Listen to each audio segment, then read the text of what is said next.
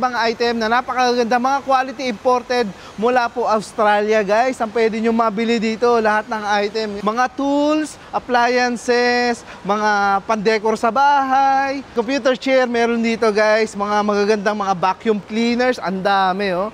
Tignan mo naman pati mga welding machine. Ito yung tamang pagkakataon para makabili kayo ng murang-mura kasi guys, lilipat sila sa may Tarlac. Hello guys! Inimbitahan po namin kayo sa aming warehouse dito po sa Grace Auction Philippines. Kung kayo po ay naghahanap ng mga imported products, meron po kami dito at pumunta lang po kayo dito sa Neo Art Corporation warehouses, Sitio Cobol, Barangay sa Palibutan, Angeles City, Pampanga. Pwede ang isang peraso, di ba, Angel? Yes po, sir. Pwede retail, wholesale po. Yun. Pwede po negotiations, walk-in po dito sa aming warehouse. So ayun guys, kung halimbawa naghahanap kayo ng mga paninda sa inyong mga shop, kung kayo mga nag-online selling, dito nga pala kumukuha guys yung mga negosyante ng kanilang mga paninda. Sasamahan tayo ni Angel guys, pati yung presyo babanggitin niya na para may idea kayo rito, no? Halimbawa yung microwave oven nila, oh. Actually may nakabili na yata ng ano, no? Isang bulto ro, no? Guys, oh. Ayan, gagawin yung paninda. Magkano, Angel, ang ating mga microwave oven? Sa mga resale dyan po na gusto pong magtinda, meron po kaming binibintang microwave. Pag isa lang po yung bibili nyo,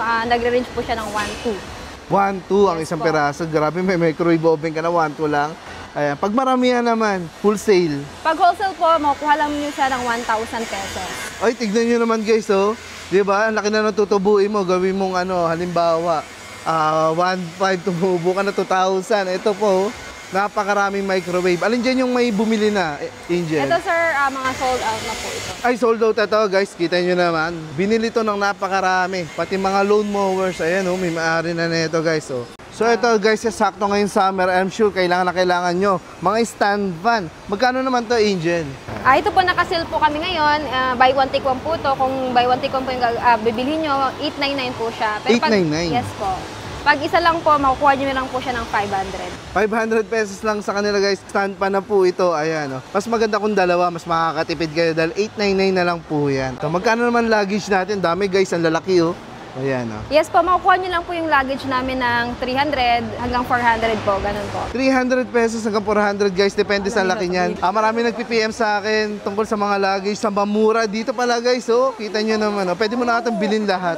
Bagsak presyo na, actually pwede mo pang ipaninda. Parang magtitinda yata ako ng maleta talaga biglaan. Mura ng maleta guys, oh. Dahil pinauubos lang natin to, yung kanilang warehouse dito sa may Angeles, Pampanga po. Ayan. Junel, marami ako nakikitang washing machine din dito sa inyo. Magkano to? Yes po.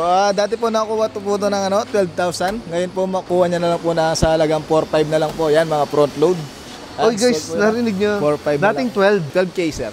12,000. Ayan, ngayon ay 4,500 na lang? 4,500 na lang po. Kita nyo yung binagsak presyo guys. Oh. So pwede mo itong itinda sa inyo ha. Baka yung mga kumari mo kailangan ng washing machine. Ayan, oh. Marami kayong pagpipilan dito ang front load. Ilang kilo to? 8 kg sir. 8 kilogram? 8 kilogram na washing machine guys. Kita nyo naman to front load ha. Ayan, oh. Kita bagsak presyo yung literal 4,500. O saan ka ba na makakita ng ganyan? Oh. Pangyayamanin front load yan ha. 4,500 pwede mo itinda sa inyong mga kumare, sa inyong kapitbahay. O, halimbawa, kailangan mo ng front load, gawin mo 3, benta mo yung 2. Benta mo 10,000. O, tumubo ka pa. Tumubo ka pa sa kapitbahay mo ha. So, ba't ito kakaiba? Ano yung sir, pandis? Ito naman, oo. Ginagamit kadalasan sa kantin. O, ito naman guys sa mga plato, mga baso. Ayan, sila na yung naguhugas. Ito, magkano to? 6,000 lang sir, yan. 6,000 pesos yan guys. Kung may kantin kayo o resto, ayan, hindi na mabagal yung mga paghugas ng mga plato at baso dahil dito isasaksak mo lang yan. Yes, eh. Kami ako nakikita dito mga electric bike pala to, Yes no? sir, yes sir. Guys, electric bike, ang lalaki, ang gaganda, oh. Ayan, magkano naman yung mga ganito? Ay, yung mga ganito sir, wala lang po silang charger. Wala lang po silang charger. Yan, nasa 4,500 po itong mga to sir, yung mga bike natin na electric. 4,500 guys. Ang lalaking mga bisikleta. Ang gaganda mga electric bike po ito.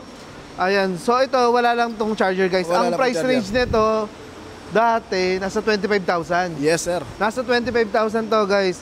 Kasi itong nga po ay electric bike. Pero binababa na yung presyo hanggang 4,500. 4,500 na po.